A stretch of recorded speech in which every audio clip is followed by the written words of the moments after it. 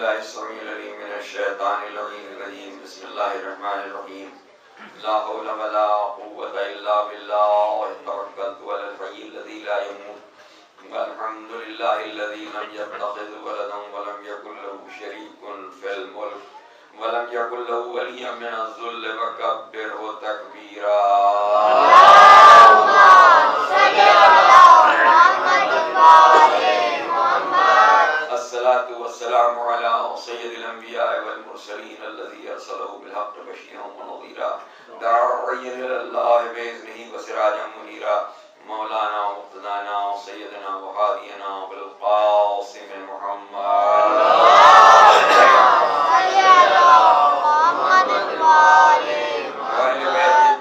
الطاهرين المعصومين المظلومين الذين أذهب الله عنهم الرجس وطهرهم تطهيرا اللهم صل على محمد وآل محمد أما بعد فقد قال الله سبحانه وتعالى في محكم كتابه المبين وهو أصدق القائلين هو الذي بعث في الأميين رسولا منهم يتلو عليهم آياته ويزكيهم ويعلمهم الكتاب والحكمة وإن كانوا من قبل لفي ضلال مبين درود پڑھیں محمد اللهم صل على محمد وآل محمد وہ خدا جس نے امیین میں سے انہی میں سے ایک رسول مبعوث کیا جو آیات الہی کی تلاوت کرتا ہے ان کا تزکیہ نفوس کرتا ہے انہیں کتاب و حکمت کی تعلیم دیتا ہے ذرا حالے کہ وہ اس سے قبل کھلی بھی گمراہی میں تھے.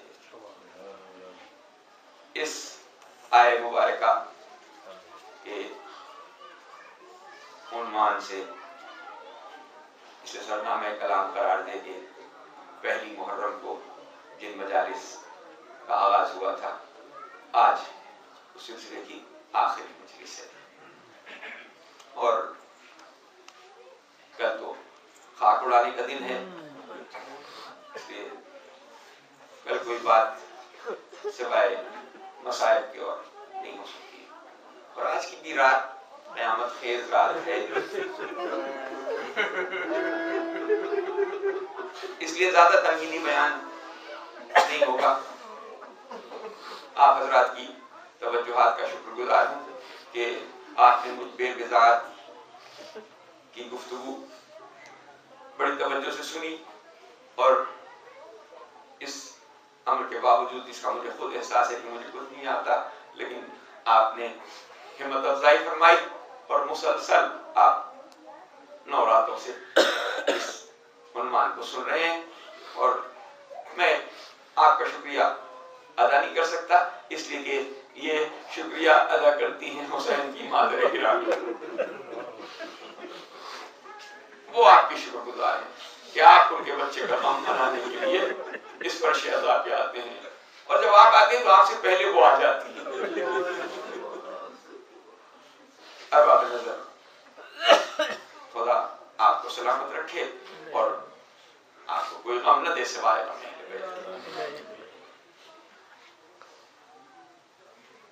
اب جس طرح سے آخری بیان میں ہر بات کو خلاصے کے طور سے بیان کیا جاتا ہے تو میں آپ سے اجازت چاہوں گا کہ میں نے کیا کیا باتیں بیان کی اور ان کا خلاصہ تاکہ اندازہ ہو جائے کہ ہم نے کن کن موضوعات کو اس مسئلے میں اس بحث میں اس پر نگاہ ڈالی. ہم نے آیت کے اس حصے کو سب سے پہلے زیر بحث لا کے یتلو علیہم آیاتہ کی کیا اہمیت ہے. یتلو علیہم آیاتہ کے لیے کے ذریعے اللہ نے اپنی کتاب کی حفاظت کا بندوبست کیا اور اپنی کتاب کی حفاظت کا بندوبست کیا. اس پہ ہم نے جہاں تک ممکن ہو سکا اپنی دانش میں وہ اس پر بحث کی اور یہ بتایا کہ اللہ کا یہ فرمانا کہ میرا رسول اپنے فرائض منصب رسالت میں یتلو علیہم آیاتہ اس لیے اس کے فرائض منصبی میں ہے تاکہ اللہ کا پیغام بغیر کسی تغیر و تبدل کے انسانیت تک پہنچ جائے. سبحان اللہ. پھر اس کے بعد ہم نے اس کی بعثت کے اوپر تذکرہ کیا کہ اس نے اپنے رسول کو مبعوث کیا، اور رسول کو مبعوث اس لیے کیا کہ اس نے اسے نبی پہلے بنایا تھا، جب اعلان بعثت ہوا تو اسے اجازت دے دی کہ اب وہ اس پیغام کو عام کر دے جو اس کے حوالے کیا گیا ہے۔ پھر ہم نے اس موضوع پر گفتگو کی کہ اسے امیین میں اس نے مبعوث کیا، اور پھر اس غلط فہمی کو دور کرنے کی کوشش کی جو دنیا نے پھیلا رکھی ہے کہ معاذ اللہ امی کا ترجمہ بے پڑھا لکھا ہوتا ہے۔ نہیں، امی اسے کیسے کہہ سکتے ہیں جو اس آخری مجلس کا عنوان جو اس آیت کا حصہ رہ گیا ہے وہ یعلمہم الکتاب والحکمہ، جو کتاب و حکمت کی تعلیم دینے آیا ہو وہ غیر علم بغیر علم کیسے کر سکتا ہے؟ اس لیے تو ہم نے امین پر گفتگو کی، اور اس کے بعد ہم نے آخری مجلس میں جو کل گزری ہے اس میں اس بات پر روشنی ڈالی کہ اس نے امیین میں ایک رسول مبعوث کر کے، وہ امیین میں سے خود تھا، اور امی مکے کے رہنے والوں کو کہتے ہیں، مکے کے رہنے والوں کو کہتے ہیں۔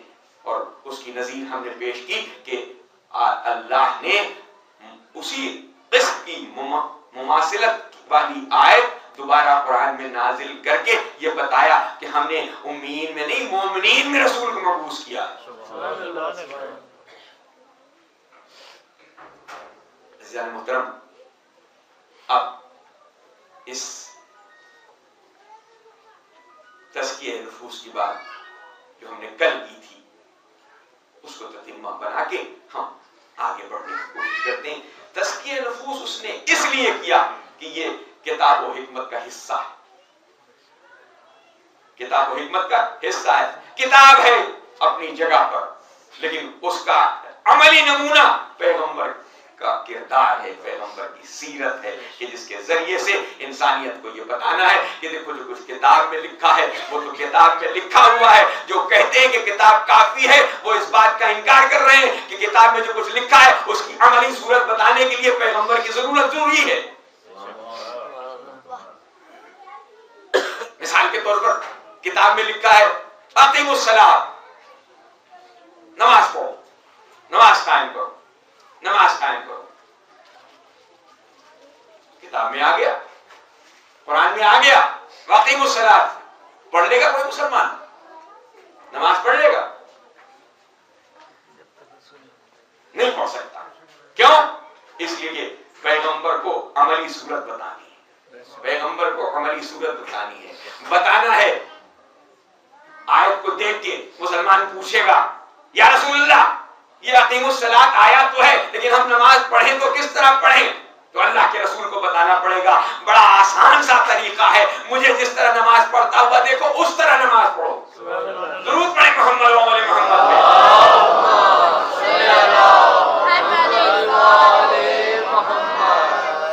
تو پھر عزیزان محترم کیا صرف یہ نماز تک بات محدود ہے؟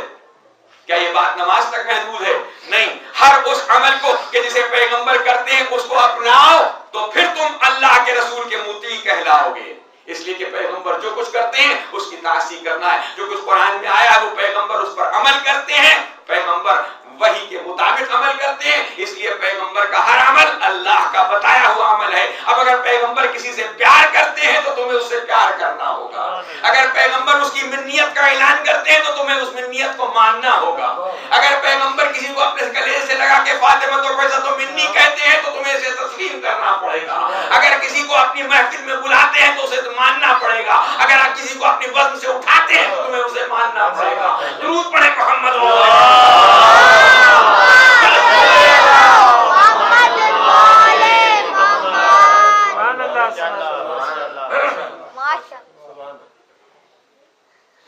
اب اس موضوع کا آخری حصہ یعلمہم الکتاب والحکمہ، وہ کتاب و حکمت کی تعلیم دینے کا ہے۔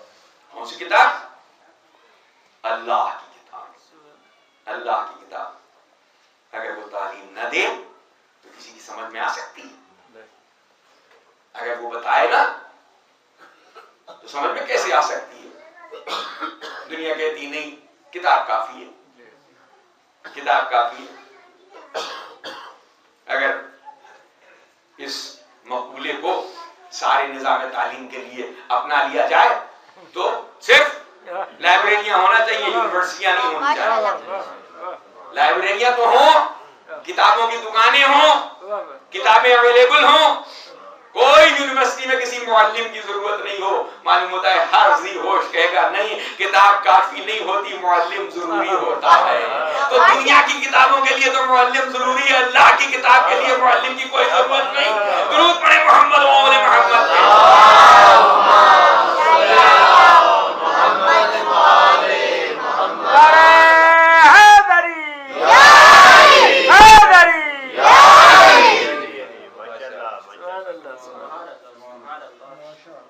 یعلمہم الکتاب والحکمہ، وہ انہیں حکمت کی تعلیم دیتا ہے، انہیں کتاب کی تعلیم دیتا ہے۔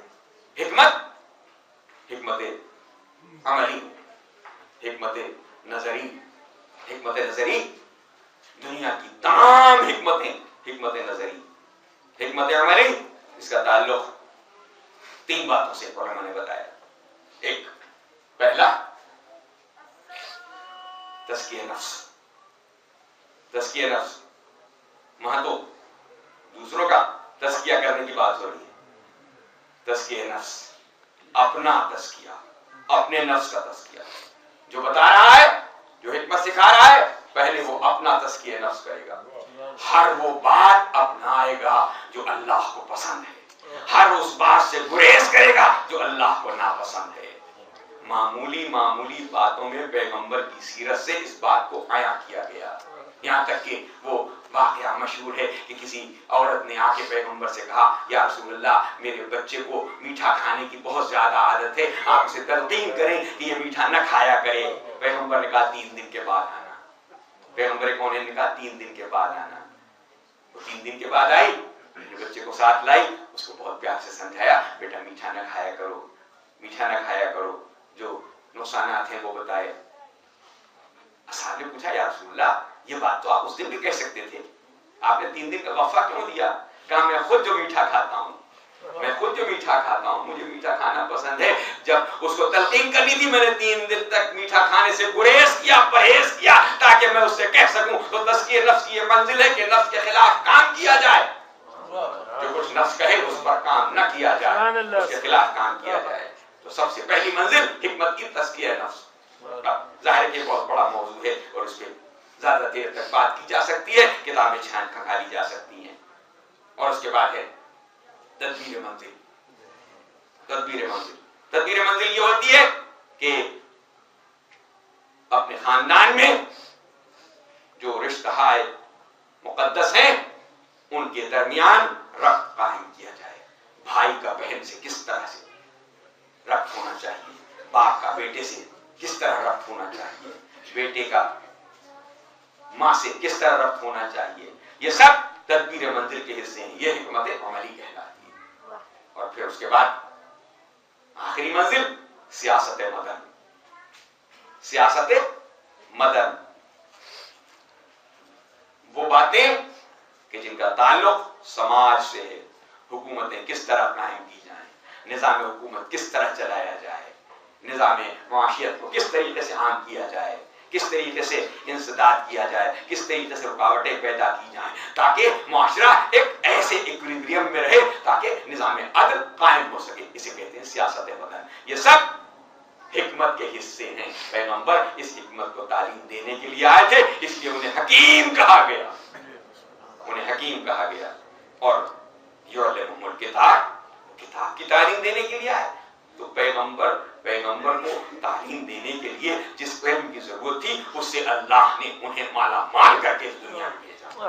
وہ غیبی علم لے کے آئے تھے۔ میں نے اس سے پہلے اس ایک مجلس میں اس پہ بحث کی ہے کہ وہ کسی دنیا والے کے سامنے ضامن ادب طے کر کے علم حاصل نہیں کر رہے تھے، بلکہ اللہ کے پاس سے اللہ کا عطا کردہ علم ان کے پاس تھا۔ اور وہ کتاب کا علم، وہ کتاب کا علم دوسروں کے حوالے کرنے جا رہے تھے، تو اگر اس میں کوئی رکاوٹ ہو اور اس میں کوئی کمی ہو تو پھر کیسے اس تعلیم کو عام کر سکتے ہیں؟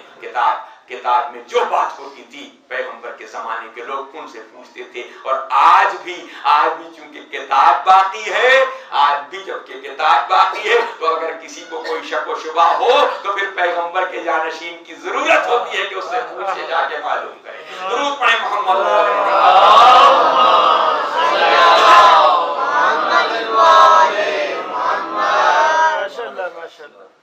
اور یہ بات تو بالکل عام سی ہے کہ اسلام ایک ایسا دین ہے کہ جو علم کا دین ہے۔ کسی دوسرے دین کے بارے میں نہیں جانتا کہ اس کا علم سے اتنا تعلق ہے کہ نہیں ہے، لیکن پیغمبر کے لائے ہوئے دین کا تعلق یقیناً علم سے ہے۔ کیوں؟ اس لیے کہ دین علم ہے، میں یہ کہتا ہوں علم کہ جو ذرائع اب تک سامنے آئے ہیں ان میں دو ہی طریقے ہیں علم حاصل کرنے کے، یا کچھ پڑھا جائے یا کچھ لکھا جائے، یا کچھ پڑھا جائے یا کچھ لکھا جائے۔ متفق علیہ روایت ہے یہ کہ سب سے پہلی آیت جو قرآن مجید کی اتری، سب سے پہلی آیت جو قرآن مجید کی اتری وہ پڑھنے کے بارے میں تھی۔ اقرأ باسم ربک الذی خلق، پڑھیے اس اللہ کے نام سے کہ جس نے خلق فرمایا۔ کوئی اختلاف نہیں، اس کے معنی یہ ہوئے کہ اللہ نے اپنے دین کا آغاز پڑھنے سے کیا، اپنے دین کا آغاز پڑھنے سے کیا، اور پوری زندگی پیغمبر کونین کی، پوری حیات طیبہ پیغمبر کونین کی علم اجرا کرنے میں صرف ہوئی، علم اجرا کرنے میں صرف ہوئی، اور ہر ایک پر یہ اہمیت اس کی جتاتے چلے مختلف احادیث میں۔ دیکھو طلب العلم فریضۃ لکل مسلم و مسلمہ، دیکھو طلب علم فریضہ ہے، طلب علم فریضہ ہے ہر مسلم مرد پر اور ہر مسلم عورت پر۔ اب نہ جانے وہ کیسے اسلام کے دائی ہیں کہ جو مدرسوں میں آگ لگا رہے ہیں، جو اسکولوں کو مٹا رہے ہیں، بم کے دھماکوں سے اڑا رہے ہیں، اور یہ کہتے ہیں ہم اسلام کے دائی ہیں۔ اللہ کے رسول کہہ رہے ہیں طلب العلم فریضہ، علم کی طلب ہر مسلمان مرد اور عورت پر فریضہ ہے، اور پوری حیات طیبہ اس بات میں بسر کر دی کہ جس طریقے سے ہو سکے تعلیم کے نظام کو عام کیا جائے، اور قرآن کی تعلیم کے لیے مسلسل معلم ہر جگہ وقت کی صورت میں بھیجے جاتے رہے، اور جس کے ذریعے سے قرآن کی تعلیم کو عام کیا جاتا رہا۔ اور ظاہر ہے کہ اللہ کے نزدیک علم کی اتنی زیادہ اہمیت ہے کہ اس نے اپنے حبیب کو یعلمہم الکتاب والحکمہ کہہ کے اس کا معلم بنا کے بھیجا کہ وہ کتاب کی تعلیم دیتا ہے اور حکمت سکھاتا ہے۔ تو پہلی وحی آئی اقرأ باسم ربک الذی، جس کا تعلق پڑھنے سے تھا۔ اب پوری حیات طیبہ پیغمبر کونین کی علم کے میدان میں گزری، اور آخری بات جو پیغمبر نے کی اس کا تعلق پڑھنے سے نہیں تھا، لکھنے سے تھا۔ لا قلم دعوات میں لکھ دوں کوئی ایک ایسا نوشتہ کہ تم گمراہی سے بچ سکو۔ اگر پیغمبر کے پڑھنے کے بارے میں لوگوں کو پہلی منزل میں سمجھ میں آ گیا ہوتا تو لکھنے دینے میں کوئی دیر نہ لگتی، نہ پڑھنا سمجھ میں آیا نہ لکھنا سمجھ میں آیا۔ درود پڑھیں محمد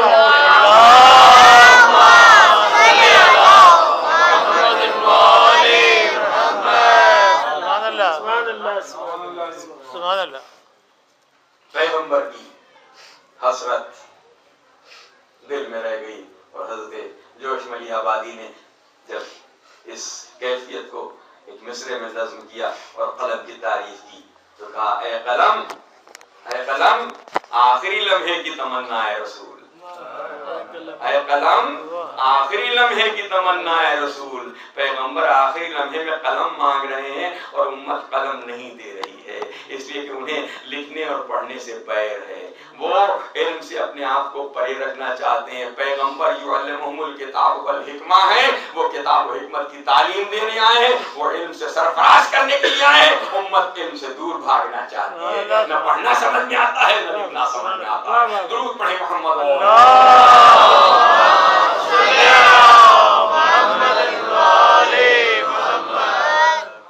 باتیں جو کہ اس موضوع میں زیادہ تر خوش ہوتی ہیں، اس لیے کہیں نہ کہیں کوئی نہ کوئی گوشہ ایسا تلاش کرنا پڑتا ہے جس کے ذریعے سے آپ کے چہروں پہ بشاشت آ جائے۔ یہ علم کی باتیں ہیں، علم کی باتیں ہیں۔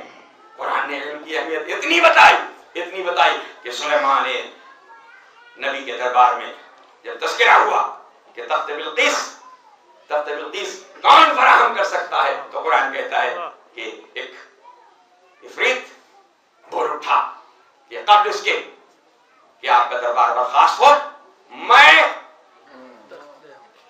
تخت بلقیس کو لے آ سکتا ہوں۔ جن تھا، عفریت تھا، وہ بول اٹھا کہ میں دربار برخاست ہونے سے پہلے تخت بلقیس کو لا سکتا ہوں۔ تو علم والوں کی لاج رکھی ایک اہل علم نے۔ قرآن بتاتا ہے کہ نام نہیں لیا ہے، تفاسیر میں آیا ہے، آصف بن برقیہ جو ان کے وزیر تھے، جن کے بارے میں قرآن نے کہا کہ انہیں کتاب میں سے تھوڑا سا علم عطا کیا گیا تھا، کتاب میں سے تھوڑا سا علم عطا کیا گیا تھا۔ وہ بولے عفریت کو پیچھے رکھ کے وہ بولے کہ قبل اس کے کہ آپ کی پلک جھپکے میں تخت بلقیس کو لا سکتا ہوں۔ وہ کہ جسے تھوڑا سا علم دیا گیا تھا، کتاب کا تھوڑا سا علم دیا گیا تھا، اسے اللہ نے اتنی قدرت دے دی تھی کہ پلک جھپکتے میں تخت بلقیس کو لے آئے، اور جس کے بارے میں اللہ کہے ومن عنده علم الکتاب، کہ جس کے پاس کتاب کا پورا علم ہے، اگر وہ انگلی کا اشارہ کر دے تو آفتاب کیوں نہ پلٹ آئے گا۔ درود پڑھیں محمد وآل محمد۔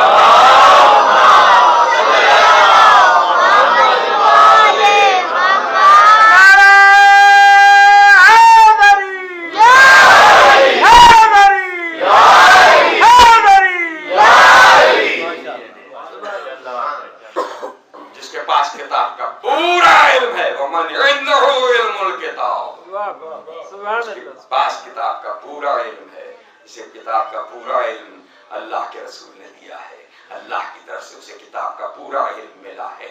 وہ اسے تو اللہ ایسی قدرت دیتا ہے کہ وہ ڈوبتے ہوئے سورج کو پلٹا لیتا ہے، ہمارے نوجوان بچے کبھی کبھی چونکہ آج کل کی زمانے کی تعلیم حاصل کر رہے ہیں تو ان کے دل میں شبہات پیدا ہوتے یا کیا کہتے ہیں کہ سورج کو پلٹا لیا۔ تو کہ اب ماڈرن ریسرچ یہ بھی بتاتی ہے کہ سورج بھی اپنی جگہ پہ گردش کر رہا ہے، اس کی رفتار مختلف ہے لیکن وہ بھی اپنی جگہ پر گردش کر رہا ہے۔ لیکن ہمارے بچوں کو جنہوں نے جغرافیہ اور سائنس کی تعلیم حاصل کی ہے وہ کہتے ہیں یہ کیسے ہو سکتا ہے، سورج تو اپنی جگہ پر قائم ہے، وہ تو زمین گھوم رہی ہے، زمین جب گھوم کے سورج کے سامنے آ جاتی ہے دن ہو جاتا ہے، جب زمین گھوم کے دوسری طرف چلی جاتی ہے رات ہو جاتی ہے۔ ہمارے بچے کو معلوم ہے۔ تو آپ کیا کہتے ہیں کہ سورج کو پلٹا لیا۔ محترم، بات صرف ادائیگی کی ہے، مثال کے طور پر ٹرین جا رہی ہے، آپ ٹرین میں بیٹھے ہیں، گاڑی رکی، اندھیرا ہے، آپ سر نکال کے پوچھتے ہیں کون سا اسٹیشن آیا، بتانے والا پلیٹ فارم پہ کھڑا ہوا بتاتا ہے یہ اسٹیشن ہے۔ اب اگر وہ کہے کہ اسٹیشن نہیں آیا، ٹرین اسٹیشن پہ آئی ہے، آپ یہ کیا پوچھ رہے ہیں؟ تو کہیں گے نہیں، محاورہ یہی ہے کہ اسٹیشن آیا کہا جاتا ہے، ٹرین آئی نہیں کہا جاتا۔ ٹرین آتی ہے لیکن کہا یہی جاتا ہے کہ کون سا اسٹیشن آیا ہے۔ اس لیے زمین کی گردش کا نام نہیں لیا جاتا، کہا جاتا ہے سورج طلوع ہوا ہے، سورج غروب ہوا ہے۔ درود پڑھیں محمد وآل محمد پہ۔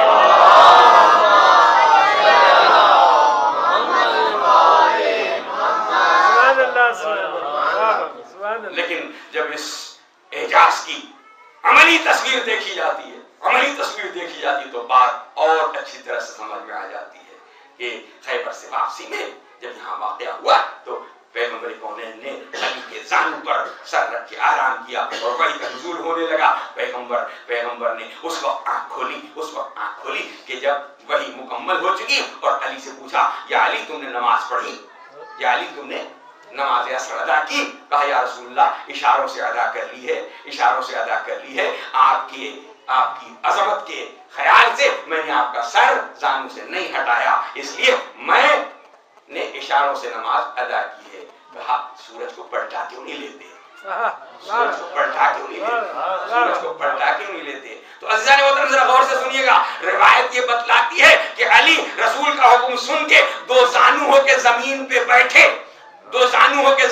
بیٹھے اور زبان مبارک سے کچھ جملے ادا کیے اور ایسا اشارہ کیا کہ زمین اپنی جگہ سے گردش بدلنے لگی. اب کوئی ذرا سوچ کے بتائے یہ زمین کی گردش تھی یا آپ کی گردش تھی؟ جو سورج ڈوب رہا تھا وہ ایک مرتبہ پھر سے طلوع ہوا اور سامنے آ گیا, اس لیے کہ وہ من عنده علم الکتاب کا اشارہ تھا کہ جو کہہ رہا تھا کہ ڈوبتے ہوئے سورج واپس آ جا. درود پڑھیں محمد و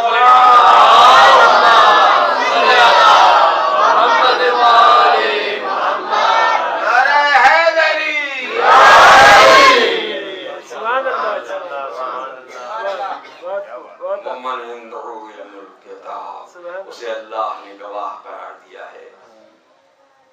یہ حبیب, یہ کافر کہتے ہیں نا کہ آپ رسول نہیں ہیں. یقول الذین کفروا لست مرسلا, یہ کافر کہتے ہیں کہ آپ رسول نہیں ہیں. قل کفی باللہ شہیدا بینی و بینکم ومن عنده علم الکتاب. حبیب آپ ان سے کہہ دیجئے کہ میرے لیے اللہ کافی ہے, میری اس رسالت کی گواہی کے لیے اللہ کافی ہے, اور وہ کافی ہے جس کے پاس کتاب کا مکمل علم ہے. اللہ نے دو گواہ قرار دیے, ایک خود گواہ, ایک وہ گواہ جس کے پاس کتاب کا پورا علم ہے. اب ظاہر ہے کہ اگر ایک گواہ ایسا ہو کہ معاذ اللہ کمزور ہو تو مقدمہ خارج ہو جاتا ہے. دونوں گواہ ہم پلہ ہونا چاہیے. ایک خدا ہو تو کم از کم ایک ایسا ہو کہ جسے نصیری تو خدا کہتے ہوں. درود پڑھیں محمد و آل محمد پہ.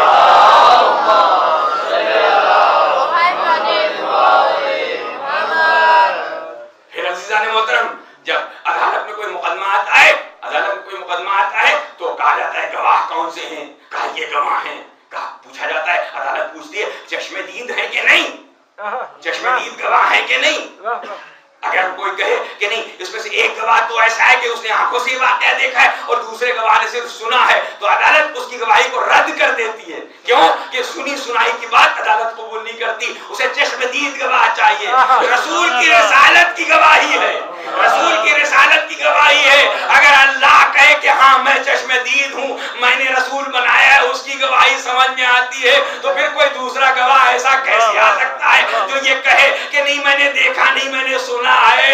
یقیناً اللہ نے سوچ کے بنایا ہے کہ وہ اللہ کے نبی کے نور کے ساتھ خلق ہوا تھا. جب نبی بنائے گئے تو وہ موجود تھا نور کا جز بن کے, اور اس نے اس لیے گواہی دی ہے کہ جس طرح اللہ گواہی دے رہا ہے اس طرح سے وہ بھی گواہی دے رہا ہے. درود پڑھیں محمد و آل محمد.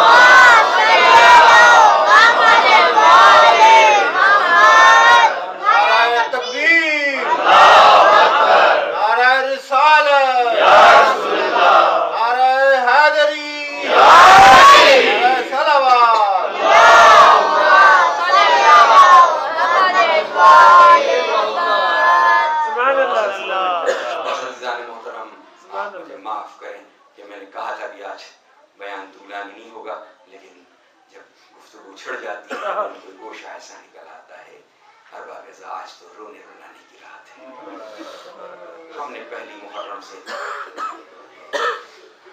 مراسم عزاداری کو جس انداز سے تہذیب عزاداری برصغیر میں قائم ہے اس طریقے سے اس ذکر کو باقی رکھا.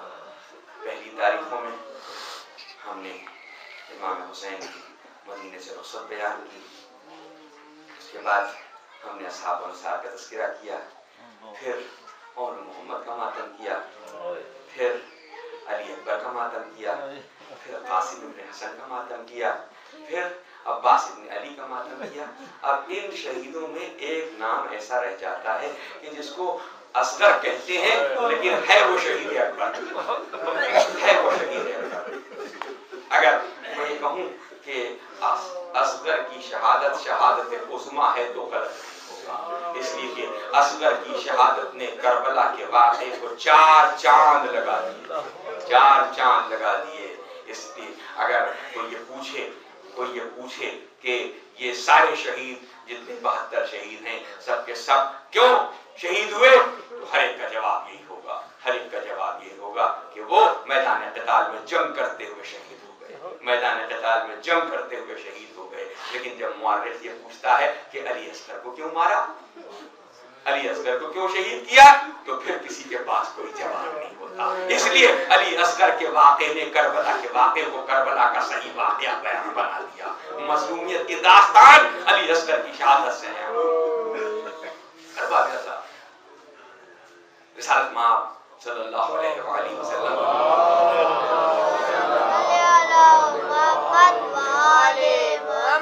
کا طریقہ کار غزوات میں اور مہموں میں یہ ہوتا تھا کہ ترتیب کچھ اس طریقے سے رکھتے تھے کہ اپنے اعزاء کو آگے آگے رکھتے تھے، اپنے اعزاء کو سب سے آگے آگے رکھتے تھے۔ اور بدر و احد کی لڑائیاں گواہی دے رہی ہیں کہ جو شہید ہوئے اس میں سب سے پہلے رسول اللہ کے رشتہ دار شہید ہوئے، رسول اللہ کے عزیز شہید ہوئے، اس لیے کہ پیغمبر اس بات کو ترجیح دیتے تھے کہ ان کے اعزاء سب سے آگے آگے رہیں، جام شہادت نوش کریں اور جام شہادت نوش کر کے اس منزل پر پہنچیں۔ لہذا پیغمبر اس قربانی میں اپنے اعزاء کو سب سے آگے رکھتے تھے۔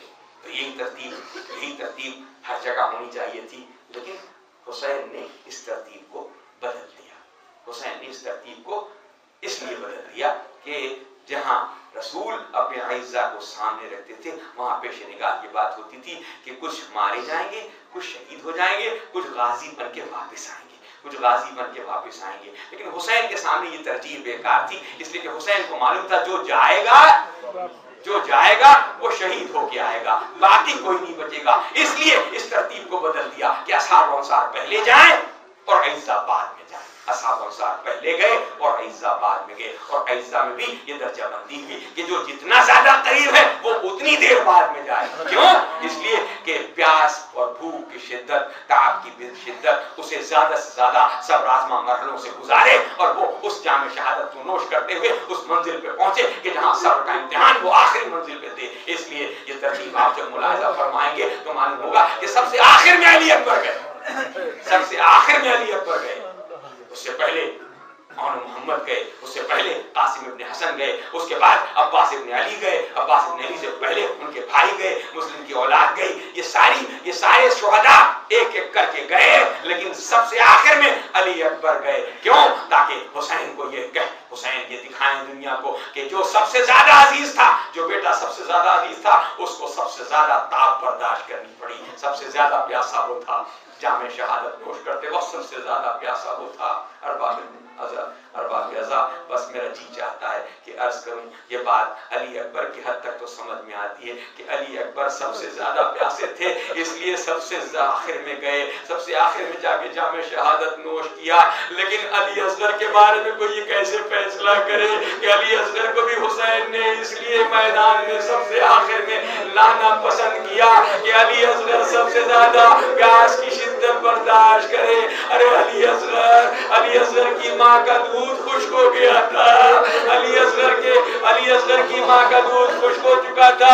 3 دن سے علی اصغر کا عالم یہ تھا کہ راویہ نے مقاتل یہ لکھتے ہیں کہ جھولے میں علی اصغر کا عالم یہ تھا کہ جس طریقے سے ماہیے پہ آگ تڑپتی ہے اس طرح سے علی اصغر پیاس سے تڑپ رہے تھے، پیاس سے تڑپ رہے تھے۔ یہ جملہ جب محاورے میں استعمال کیا جاتا ہے تو کچھ اور کیفیت رکھتا ہے، لیکن یہاں یہ حقیقت تھی کہ علی اصغر ماہیے بے آب کی طرح سے جھولے میں تڑپ رہے تھے۔ ماہیے بے آب کسے کہتے ہیں؟ وہ مچھلی جسے پانی سے باہر رکھ دیا جائے، وہ مچھلی جسے پانی سے باہر رکھ دیا جائے۔ دم توڑنے سے پہلے وہ کیا کرتی ہے؟ آپ نے ملاحظہ کیا ہوگا، کا منہ بار بار کھلتا ہے اور بار بار بند ہو جاتا ہے، منہ اس کا بار بار کھلتا ہے اور بار بار بند ہو جاتا ہے، اور جب اس کی پیاس کی شدت بہت بڑھ جاتی ہے تو وہ تڑپنا شروع کر دیتی ہے، وہ تڑپنا شروع کر دیتی ہے۔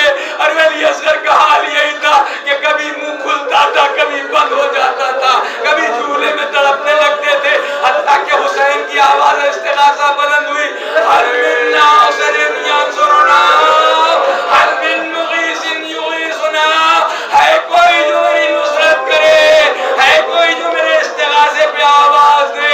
ایک مرتبہ بیویوں کے رونے کی آواز بلند ہوئی، حسین متوجہ ہوئے کس بات نے رلایا تمہیں؟ کہا علی اصغر نے آپ کی آواز استغاثہ سنی تو اپنے آپ کو جھولے سے گرا دیا ہے، ننھا مجاہد تیار ہے، ننھا مجاہد تیار ہے استغاثے کے جواب میں۔ پکار کے کہا میرا باپ لاؤ لاؤ علی اصغر کو میں میدان میں لے جاؤں، شاید کسی کے دل میں رحم آ جائے اور وہ کوئی پانی پلا دے۔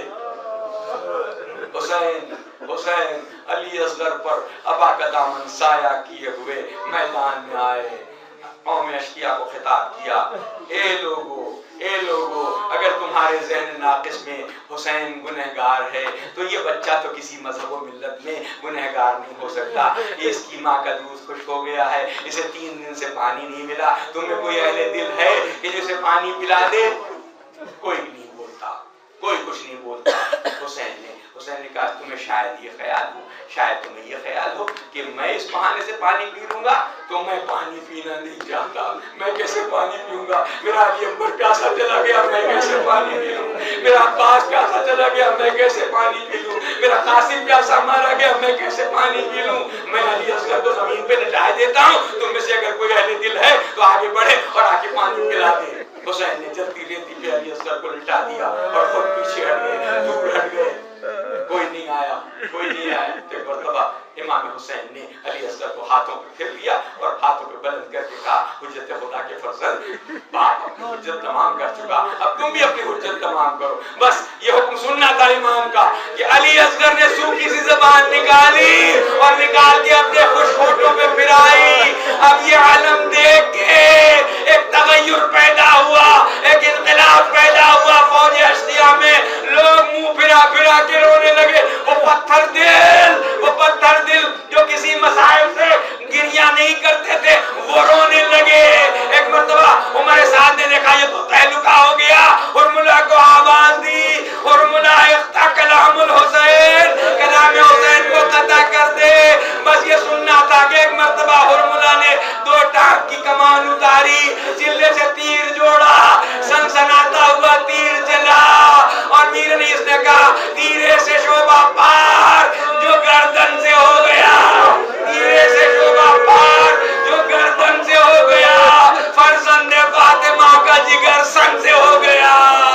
علی اصغر کے گلو میں تیر ایسا لگا کہ ایک کان سے لے کے دوسرے کان تک وہ تیر کاٹتا ہوا چلا گیا۔ علی اصغر نے خون اگلا، حسین نے علی اصغر کی میت کو کلیجے سے لگایا، خیمے کی جانب یہ کہتے ہوئے چلے رضن بقضائہ وتسلیما لامرہ انا للہ وانا الیہ راجعون۔ جب خیمہ قریب آ گیا تو دیکھا کہ ایک مستور دروازے پہ خیمے کے پردے کے پیچھے کھڑی ہوئی ہے، سمجھ گئے میرا باپ علی اصغر کا انتظار کر رہے ہیں، آپ کا انتظار ہوگا، میرا لال پانی پینے گیا ہے، پانی پی کے سیراب ہو کے آئے گا، لیکن اسے کیا معلوم؟ امام نے پکار کے کہا میرے باپ میں کون ہوں؟ رباب نے جواب دیا مولا آپ میرے امام ہیں۔ کہا اگر میں تجھے حکم دوں کہ علی اصغر کے معاملے میں صبر کر، کہا مولا صبر کر لوں گی، لیکن جب ابا کا دامن الٹا تو میرے باپ کی چیخ نکل گئی اور پکار کے کہا اے بلال، کیا تیرے زندے بچے بھی نہر کیے جاتے ہیں؟ سکینہ فریاد کر رہی ہے، اہل حرم علی اصغر کی میت کے طواف کر رہے ہیں، یہ شہید اعظم